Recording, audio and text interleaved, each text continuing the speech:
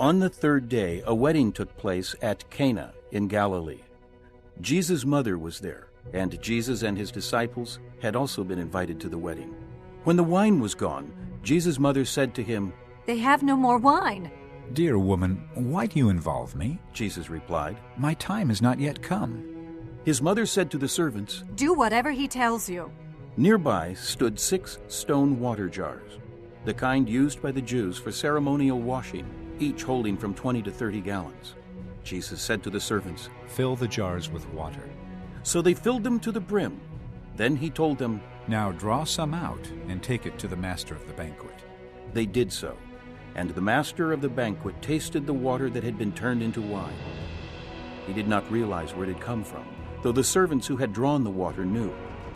Then he called the bridegroom aside and said, Everyone brings out the choice wine first, and then the cheaper wine after the guests have had too much to drink. But you have saved the best till now. This, the first of his miraculous signs, Jesus performed at Cana in Galilee.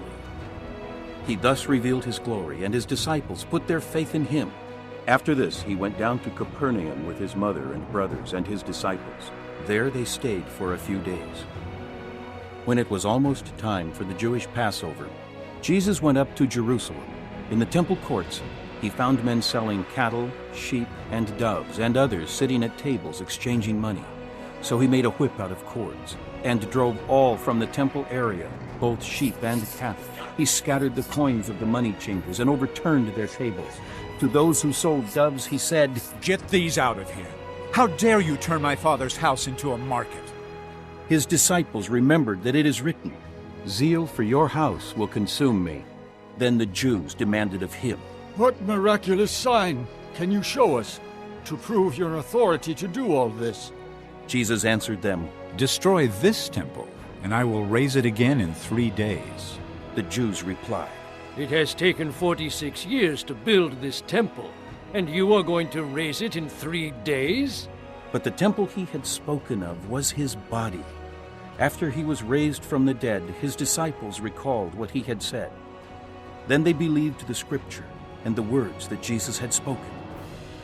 Now, while he was in Jerusalem at the Passover feast, many people saw the miraculous signs he was doing and believed in his name. But Jesus would not entrust himself to them, for he knew all men. He did not need man's testimony about man, for he knew what was in a man.